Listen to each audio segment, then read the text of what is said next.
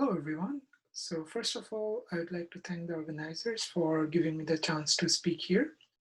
I'll be talking about cosmological particle production and how it can lead to pairwise hotspots on the cosmic microwave background.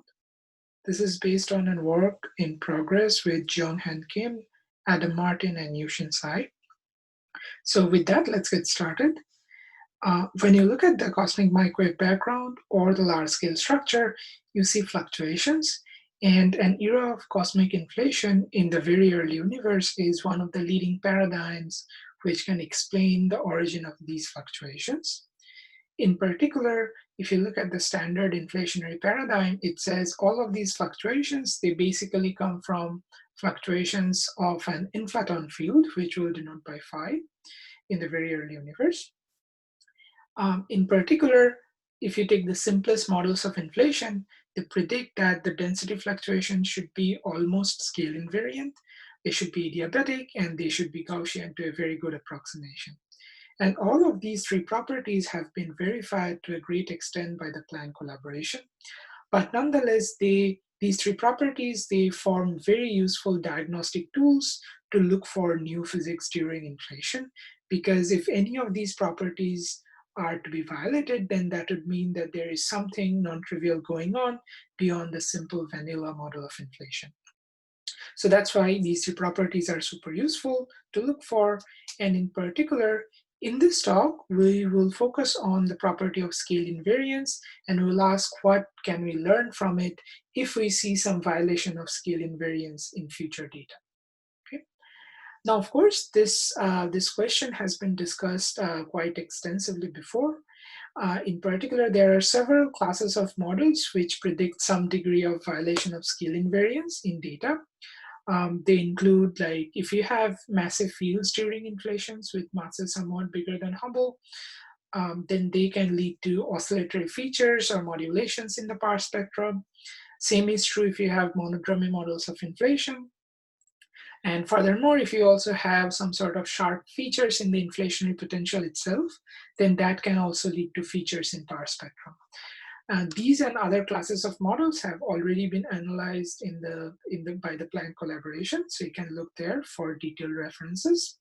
In this talk, on the other hand, we'll focus on a somewhat different kind of violation of scale invariance, and that would come due to time non-invariant production of super Hubble scale particles. So let me clarify what I mean by that, and at the same time, I'll just give you a summary of the talk so that you have some sort of big picture in mind while I go to the details in the next slides. So the core idea is that during some particular time t star, during inflation, an otherwise very heavy particle becomes momentarily light. And as a result, you can extract energy from the inflationary dynamics to produce these particles efficiently. Now, if these otherwise heavy particles, if they do not immediately decay back into the inflaton, then due to their typically high masses, they can create localized dents in the metric. So basically, after getting produced, they can backreact on the metric. And as a result, eventually, if you forward evolve the spacetime metric, you will see localized hotspots on the CMB. Okay, and because these kind of localized dents or localized hotspots, they are, as by definition, they are very local. So they, by their very definition, they break scale invariance in the sense that these hotspots are not repeated across different length scales. Okay, so they are characteristic scales in which they appear. And just to guide your eye here, I'm showing a figure in which, along with the CMB, we have injected a few hotspots, which I'm showing with the cyan circles here. And you see, this is of course somewhat exaggerated, but this is just to guide your eye. This is how the hotspots might appear in the data. Okay? And just by looking at this figure, you see that directly in position space itself, these features are super prominent. But on the other hand, if you try to detect it using usual momentum space power spectrum, then these localized feature might get delocalized, and that's why the momentum space power spectrum might not be the first observable by which you might be able to see these objects. So later on, we will discuss some position space methods using which we will see that these kind of features, they can be easily detected over the background. So here is the broad idea, and now let me get into more details. So I'll first describe a theoretical setup in which this particle production mechanism will be elaborated, and then I'll discuss how they generate hotspots and what kind of detection strategies we can take to isolate them over backgrounds, and finally I'll conclude. So let's start with the theoretical setup. The model we have in mind is a simple one. So we assume that along with the inflaton field phi, there is also a heavy field sigma.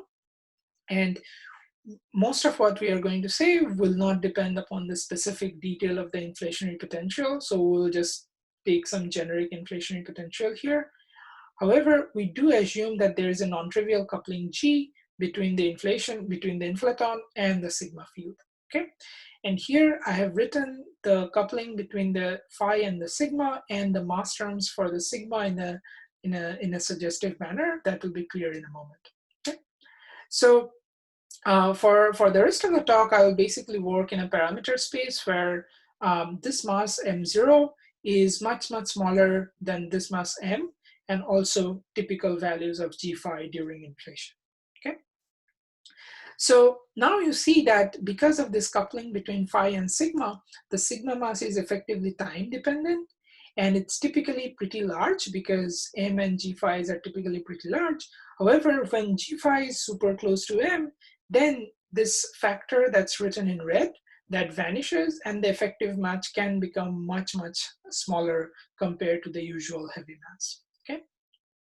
And then if m0 is of the order of the kinetic energy of the inflaton, or maybe slightly above that, then the inflationary kinetic energy can be efficiently used, or like you can harness the inflationary kinetic energy to appreciably produce these heavy particles. Okay, so just to summarize, there is a particular time when phi crosses a critical value of m over g. That's when the sigma particle gets somewhat light, and then inflationary kinetic energy can be used to produce this particle efficiently.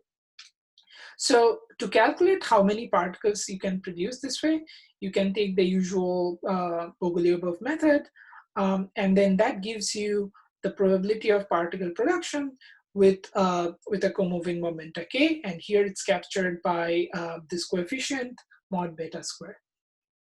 So the basic feature, so the fact that this has an exponential is physically intuitive, because basically it says that whenever the energy of the produced particles is bigger than the kinetic energy of the inflaton, along with this coupling, then you don't have enough energy to excite this particle. You cannot extract enough energy so that you produce this particle, and as a result, you experience some sort of Boltzmann suppression. Okay.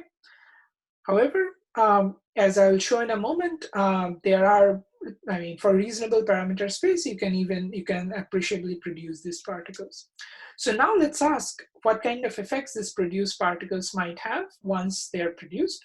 So we assume that these particles, they do not immediately decay back into the inflaton. So after getting produced, they basically contribute to the action by this kind of term. It's just the usual term, and we assume the produced particles are completely non-relativistic here. And then using the curvature perturbation, you can massage this one particle action into a form like this. And then what's very non-trivial is that given this kind of action, you see that it basically induces a non-trivial one-point function for the curvature perturbation, and that you can calculate using some inane integral of this type. Okay, so I won't be going over all the details, but the physical point is clear here. You have a massive particle, and that is backreacting on the metric, and this is the resultant one-point function that you get. Okay. So once you carry out all of these integrals, you basically get in position space. You can look how the metric perturbation due to the localized particle look like, and basically it has two parts. So first of all, if you look at distances which are bigger than the size of the co-moving horizon at the time of the particle production, then you don't get to see an effect. And that's clear because you're basically looking at super horizon scales. So there is no appreciable effect of this back reaction. However, once you look inside the co-moving horizon at that time, then you see that there is a non-trivial effect. There is a non-trivial back reaction of the produced particle, and it has two components. The component in red is basically the size of a random inflationary fluctuation, and then I have isolated in blue the effect of this back reaction. So here M effective is the effective mass as a function of time, which gets translated into a position dependence. But the summary is that whenever this factor in blue is bigger than 1, you basically have an effect that is bigger than a random inflationary fluctuation, and you have some chance of detecting this effect. So then you can ask, well, there are this localized back reaction, and that will lead to hotspots in the CMB. So you can ask, how many hotspots do you expect to see, and how large and hot is each hotspots, and what kind of distribution they have. So to discuss that, let's move on to some of their properties. So to calculate how many hotspots you have, you can just integrate the probability over all the k-modes to get a number density. And from that, you can get the number of hotspots that you produce. And again, the expression has some simple physical interpretation. There is again the usual exponential suppression, saying that if the mass is bigger than the kinetic energy of the inflaton, their production is Boltzmann suppressed. And then there is this interesting dependence on k star over k CMB cubic. So here k star is the scale that exits the horizon at eta star, that is during particle production. And k CMB is basically a very large scale mode that has the size of the horizon during today. So what this basically says is that if you produce some particle quite early on during inflation, so that k star is pretty, like, it's pretty small in magnitude, then you basically have an efficient dilution. So if you produce something super early on, they have a lot more time to get diluted compared to if you produce this particle later on. Okay, so that's this dilution. So whenever k star is small, you have more dilution as expected, but for larger k star, you have lesser dilution simply because you produce them late. But either way, for reasonable values of parameters, you see that there can be an appreciable number of hotspots. And next, we will discuss some of their properties further. So I just told you that this is how the profile of each hotspot look like. Okay, in particular, this thing in blue that governs the amplitude of the hotspot, and it sort of determines whether the hotspots are visible or not over a random inflationary or random CMB fluctuation. And then to massage this, you can write the effective mass in terms of the coupling and the field value. And then there's a way of reducing it to a form like this. Okay, so to summarize, what it says is that the hotspots, they have a typical size of eta star, which is basically the size of the co-moving horizon during particle production. And they have this kind of dependence on position, this kind of R dependence. And then the final thing that governs the visibility over a random inflationary or CMB fluctuation is this coupling constant G. Okay, so whenever this number is somewhat bigger than 1, we will have some order 1 effect. And that shows that for reasonable parameters like G of order 1 or slightly bigger, with logs of also order 1 or slightly bigger, you can have observable effects. All right, so let's now see how they look like. So here in blue, I have plotted this function that I just told you about. So I'm plotting how the hotspots look like as a function of position. So I'm assuming that there are a couple of hotspots localized at r equals 0 and r equals 1 in unit of eta star. And then in dotted blue, I have plotted the profiles of these two hotspots. And in red, I have plotted their sum.